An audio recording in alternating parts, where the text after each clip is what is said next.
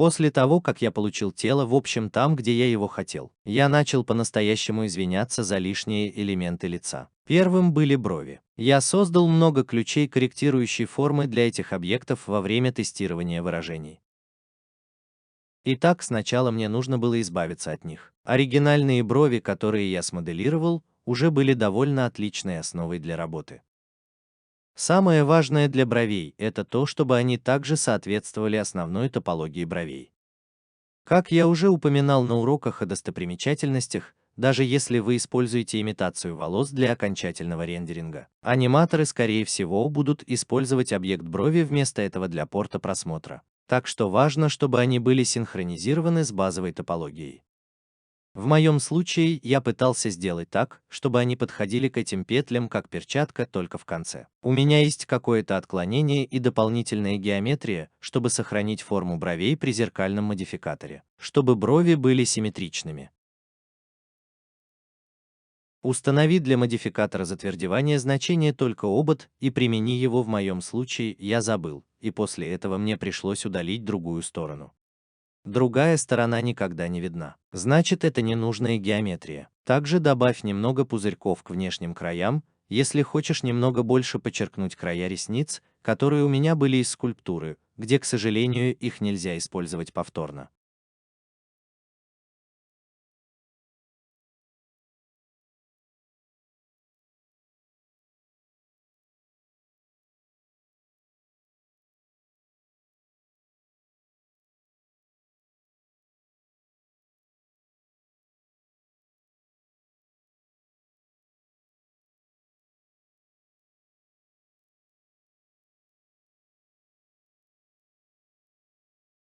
Так что мне пришлось переделать их.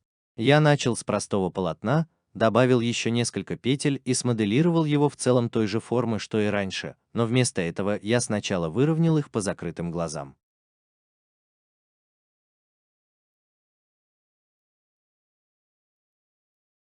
Убедись, что количество петель одинаковое для островков, чтобы они красиво выстраивались в линию, добавь модификатор затвердевания, чтобы добавить немного толщины, и сравни их с оригиналом.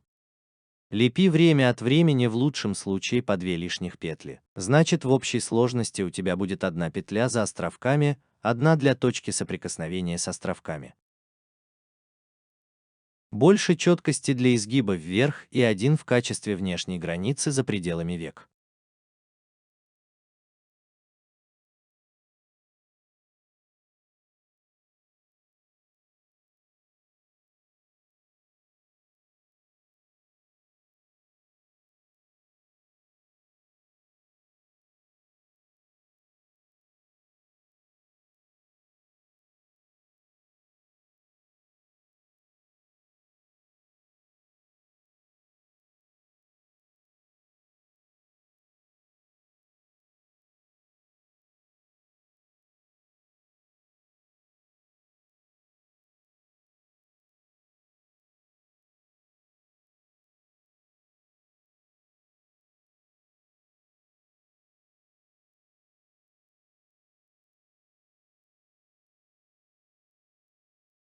Я тоже отвлекся на мгновение и немного скорректировал выравнивание топологии бровей по бровям и добавил пару чертей к ушам для резкого увеличения. В конце концов, топология тоже требует большой настройки.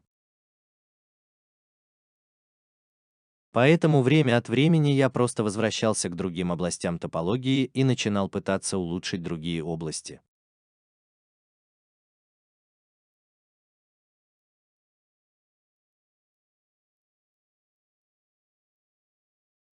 Я тоже регулярно пытаюсь найти ненужные опросы, треугольники и многоугольники. В меню выбора ты можешь выбирать геометрию по сторонам или соединенным ребрам, так что найти их становится намного проще.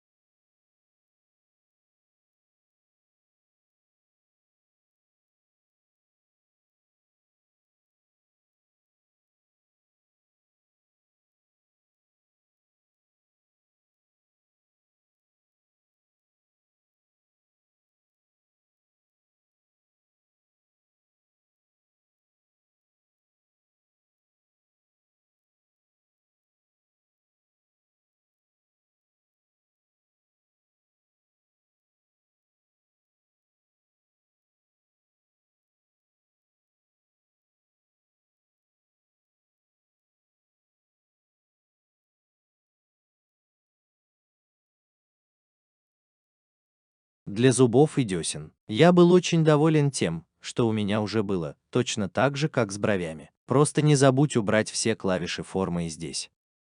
Я в основном только изменил некоторую геометрию, чтобы сделать некоторые части более четкими. Я мог бы добавить несколько опросов, чтобы уменьшить общую плотность циклов, но я не хотел тратить слишком много времени на эти объекты, поскольку в этом нет особой необходимости. Им не нужно так много внимания к деталям.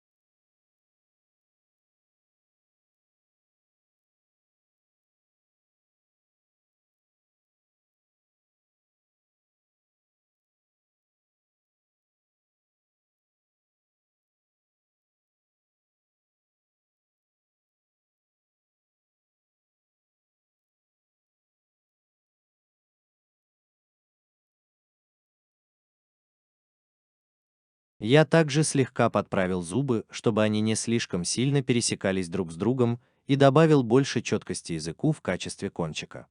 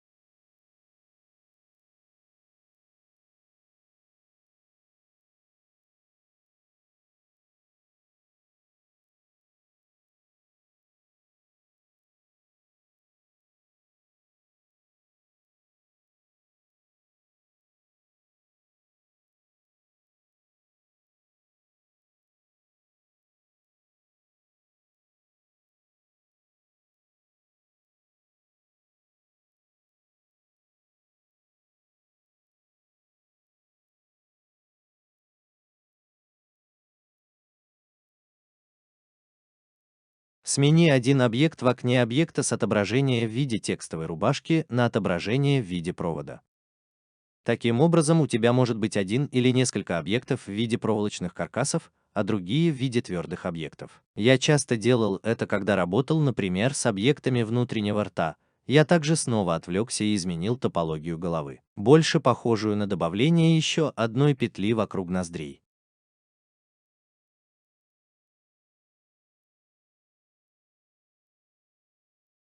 Это даст некоторую приятную дополнительную геометрию. Иначе эта часть сильно растянулась бы при разделении на части. В этом случае я заполнил область в одну и ушел, и использовал инструмент нож, чтобы вырезать дополнительные петли.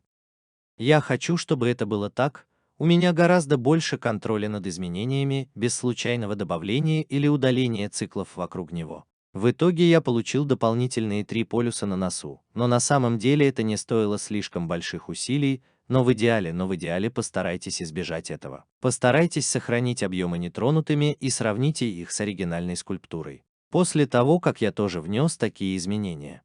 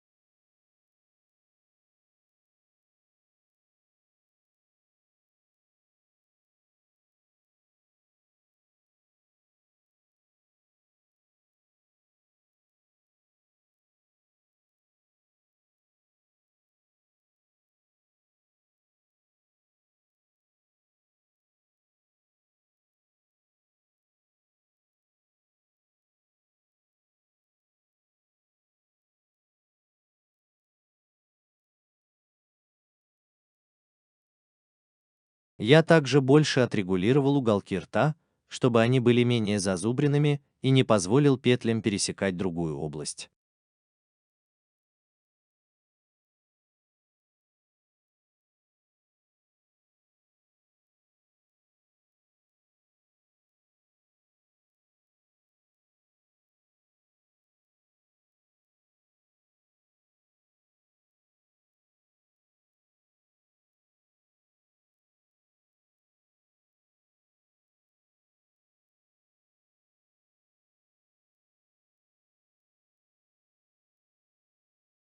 Я забыл добавить больше деталей после термоусадочной пленки, где пальцы и ногти.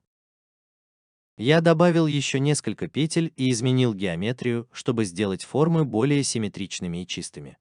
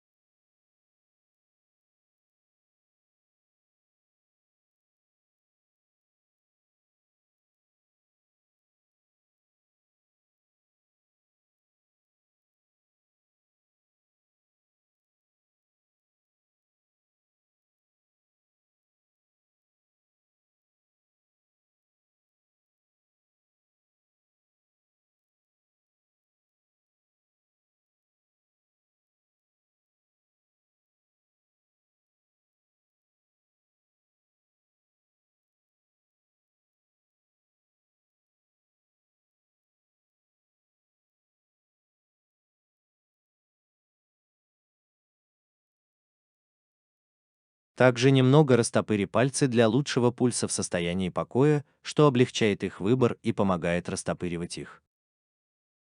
Это также дает тебе немного больше пространства между пальцами у их основания, и если ты растопыришь пальцы, то увидишь, что на самом деле между ними довольно много пространства. Если ты полностью сомкнешь пальцы, то этого пространства по сути не существует, а если его вообще не существует, то потом становится очень трудно придать ему форму. Мы не очень трудные, это просто становится немного больше.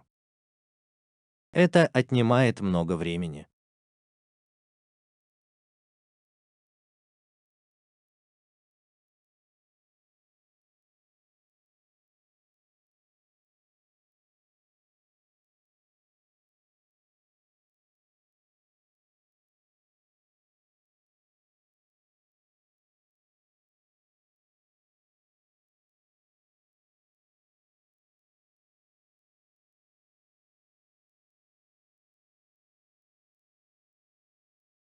После того, как я закончил с одним пальцем, я продублировал и заменил им другие пальцы или только ногти или кончики пальцев, в зависимости от того, насколько я изменился.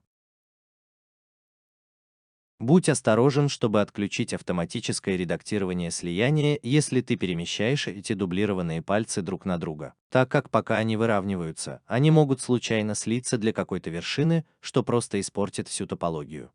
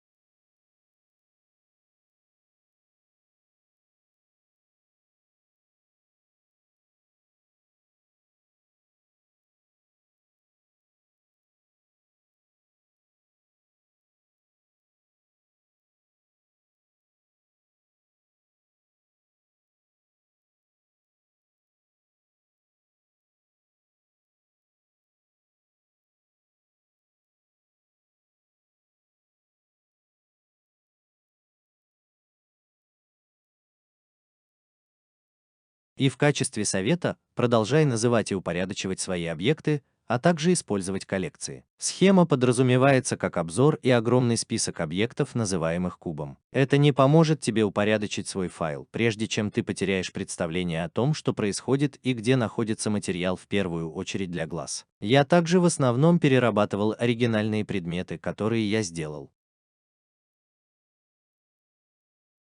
Я стремлюсь создать два объекта внутренний глаз для белой радужки и зрачка, который будет полностью текстурирован, и внешнюю роговицу для отражения и эффекта преломления на зрачке и радужке.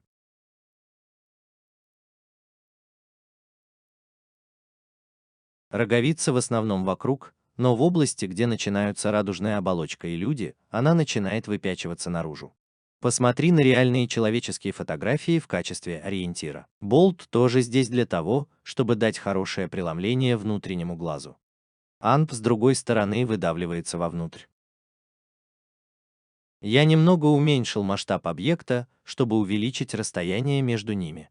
Когда ты светишь сверху, нижняя часть радужной оболочки будет больше реагировать на этот свет с небольшим блеском. Вот почему так важно, чтобы это действительно выдавливалось внутрь. Убедись, что край радужной оболочки достаточно острый, добавив контуры приближения, чтобы он не слишком сливался с остальным белым цветом глаза. Зрачок — это по сути зияющая дыра, которая входит в глаз и заканчивается простой равниной или заполненной областью. Плоскость — это прекрасно, так как область зрачка будет черной, как смоль, без каких-либо затенений. Будь осторожен, чтобы выпуклость роговицы не пересекалась через закрытые островки. Даже когда роговица слегка прозрачна и в основном невидима, используй этот объект как настоящий громкоговоритель.